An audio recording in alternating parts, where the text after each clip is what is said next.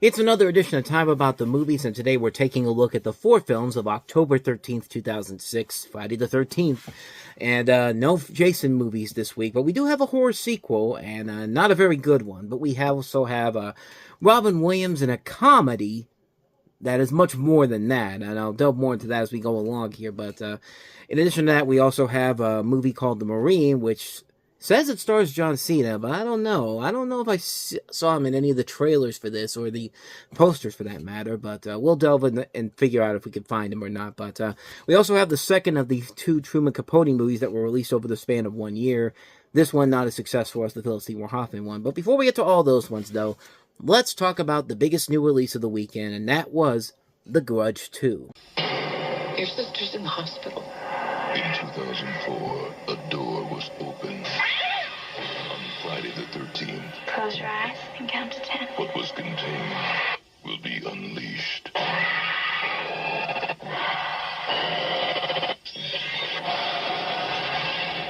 She's gonna come for you.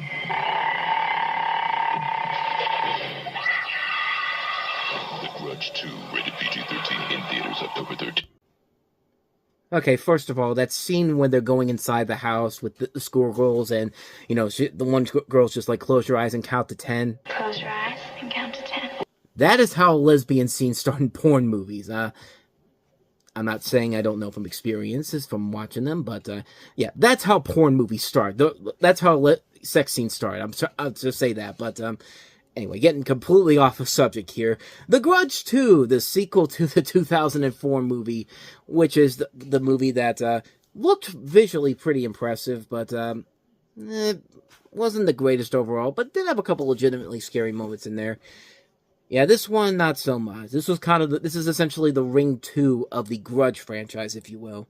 Which is funny because the Grudge and the Ring characters, the creatures in those movies actually crossed over for like an Alien vs. Predator crossover film in their native Japan. But in this film, like its predecessor, it follows a plot that is told through a non-linear sequence of events and includes several intersecting subplots. It involves Sarah Michelle Gellar's character, her younger sister Aubrey, played by Amber Tamblyn, who comes to Japan after finding out about Doug's death. A schoolgirl named Allison being haunted by the ghost of the Saki family after entering the house with 2 of her classmates, and a young boy named Jake, whose apartment building is haunted by the ghost. And yeah, at times this movie does have the creep factor to it, but other than that, though, this is definitely a less your typical horror sequel. It's a movie that is clearly not made to advance the story along or do something that's really cool and different to the first movie. No, it was made solely because of the money. That's all it was. I mean, unlike today when you get something like, Smile 2, where they're clearly trying to add more to it, or the Conjuring movies for that matter, or like most modern day horror sequels nowadays, where they are actually trying to advance the story that they were setting up from the previous movies. We're still in the time when the first movie was a success, so let's do the same thing, except let's dumb it down a little bit. This is the literal definition of a cash grab horror sequel, and yeah, it doesn't have that same spark or the same bit of life that the first movie had. It just is your typical lackluster sequel that really wastes a really good cast in here. I mean, not only do you get Sarah Michelle Gellar back, but you also have Amber Tamblyn, Jennifer Beals, man. Like, I always love Jennifer Beals when I see her in anything, and she's completely wasted in this movie in the fact that she is literally given nothing to do. I mean, not wasted, but probably would have made the movie a whole lot more interesting if she was, but yeah, these movies just kept getting worse and worse with every film. The first movie had a little bit of an edge to it because of the creep factor, but you could just tell they were already running out of ideas for a series that kept getting worse and worse with each passing film. The next one was a direct-to-video sequel, and then they made a remake, which was somehow even worse than the other 2 movies. Just not worth it in the end. Like, yeah, sometimes the creep factor and the visuals can look a little bit creepy, but as I've always said, time and time again, visuals don't make the effing movie. So, yeah, not much more to say about The Grudge 2. So, let's go ahead and get to the next movie, which is one of the more interesting movies I've ever had to see in a movie theater. That's Robin Williams starring as a comedian, a Daily Show-like comedian who becomes the president in Barry Levinson's Man of the Year. Politicians are a lot like diapers. They should be changed frequently for the same reason. Maybe you should be president. What if a comedian ran for president? I will officially announce my candidacy for president. Wow. What if he won? We're going paintballing. The president just been shot. He's dead. Let's go round them up. On October 13th. Have you thought what the makeup of your cabinet might be? Bruce Springsteen is Secretary of State. Little one. Man of the Year. I did not have sex with that woman. I wanted to. Rated PG-13. Starts October 13th. Do not let that trailer fool you. Yeah, there's comedy in the movie, and there are the traditional Robin Williams quips, but no, this shit gets way too more intense than it needs to be. But we'll delve into that in just a second. But in this movie, you have Robin Williams playing Tom Dobbs, who's the host of a humorous political talk show. And after an on-handed remark, 4 million people are prompted to email their support. So he decides to run for president of the United States, and he ends up winning. And there's all of a sudden, then there's this whole kind of all the king's men, all the president's men type of political backstory about how there may have been some election interference with getting him elected. And some people like to think that this movie is kind of a precursor to the person that was president for a couple of years and now is going to come back in January, one who I will not say here, but I don't think there's a whole lot of difference there because, for the one matter, the person who's coming in is not really a comedian. I'll just leave it at that. But what I wanted to get across with this movie was that when I was excited to see this movie because, come on, Robin Williams starring as a comedian who becomes the president of the United States screams out a lot of potential. And Barry Levinson is a reliable director. He's made a lot of great movies over the course of his career. You know, Rain Man. You know, this is the guy that did Good Morning Vietnam. This is the guy that did Wag the Dog. I mean, he's made a lot of good movies, a lot of good political satires. And for the most part, the movie opening up started off really strong. There was a lot of fun ideas that the movie was having.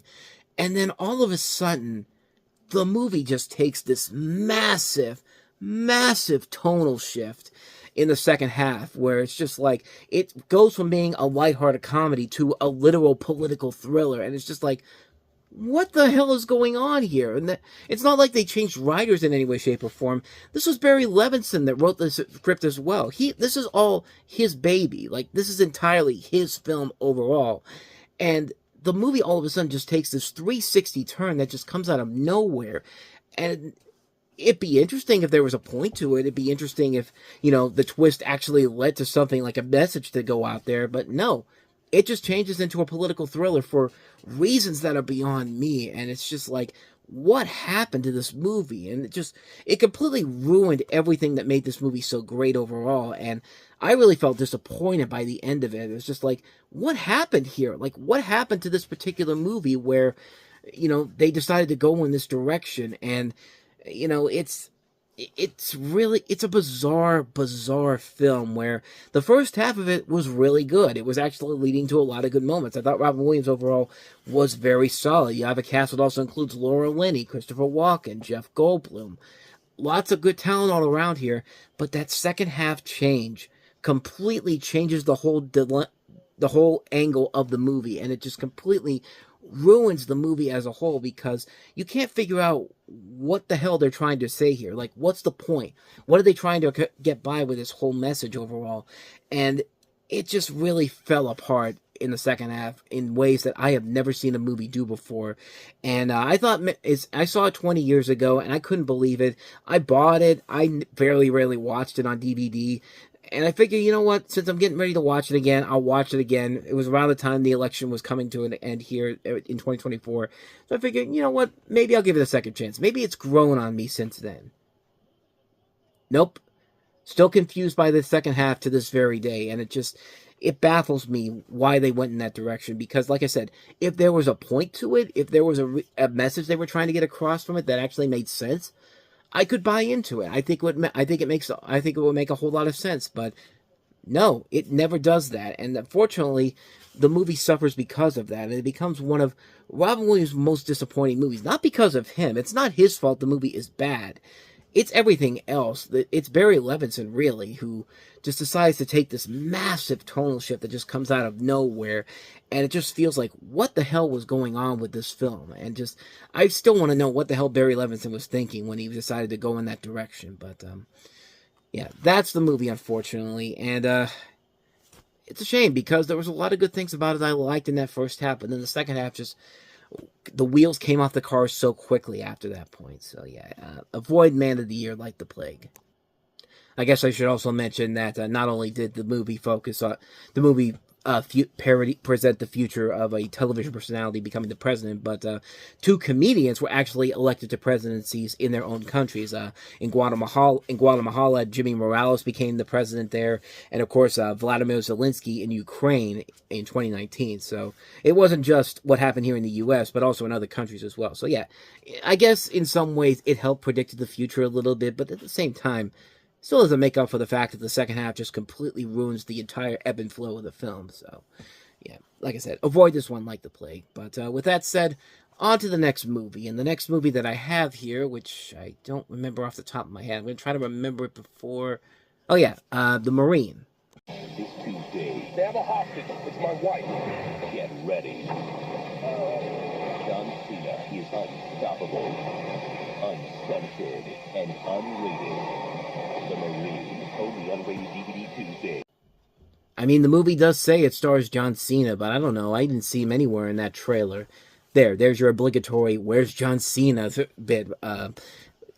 I never really got why everybody tried to use that afterwards. I know that was his thing overall, but like every time a new John Cena movie came out or anything John Cena did, I always keep seeing people going like, well, you know, it says John Cena is there, but I can't really see him. Where is he? And just like after a while, that shtick really got old. And this was his first real thing that I ever saw him in. I mean, I didn't follow the WWE all that much, but this was the first thing I ever knew that he even existed with, to be quite honest with you. But in the film, he plays a recently discharged U.S. Marine going after some diamond thieves after they kidnapped his wife, who's played by the wife, I believe, of was it Julie McMahon's character in Nip Tuck? She's from Nip Tuck, Kelly Carlson, who, yeah, she looks like a kid. There's no offense to her, but she does look like a person who would be involved in the world of plastic surgery. But she's a good actress overall. I've seen her some stuff that I've liked.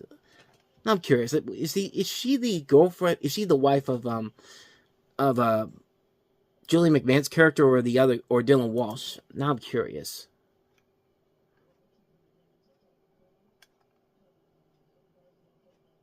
I know this is dead air and all, but yeah, I don't see here. It's been a while since I've seen Nip Tuck, so I don't even know if they are married at some point. But the bottom line here is that she's in this movie, as is Robert Patrick, who of course has got to play the bad guy in this, and I don't know. The movie itself really wasn't that good overall.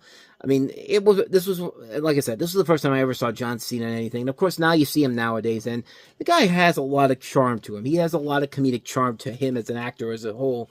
But this was back in the day when, of course, he was supposed to be the next big action star. You know, kind of like how Dwayne Johnson was supposed to be the next big action star, and Channing Tatum. And they actually found more success outside of just starring in the action movies as a whole. You know, lighten themselves up for a little bit here. John Cena, of course, did the same thing. But this was back when he was just strictly doing, you know, action movies. And not particularly any good ones in particular. This one's not really that great. It's kind of generic overall. It's nothing too spectacular or amazing. And it doesn't really give John Cena a whole lot to do in terms of, like, showing what he can do as an actor as a whole. And, yeah, it just didn't work as a whole, unfortunately. But like I said, John Cena has proven time and time again that he does have some charm to him that makes him a decent actor over the years. But this is definitely one movie where it's just like, yeah, it definitely wasn't showing. This was clearly made as an attempt to branch out the WWE's film division, which they follow this up with The Condemned, which is basically just 2007's equivalent to The Running Man, and not as good. But so that's The Marine for you. So let's go ahead and move on to the last one we have here. That's Toby Jones leading a cast starring as Truman Capote in Infamous. What is this thing called love? There's a funny thing called love. Yes, who can solve its mystery?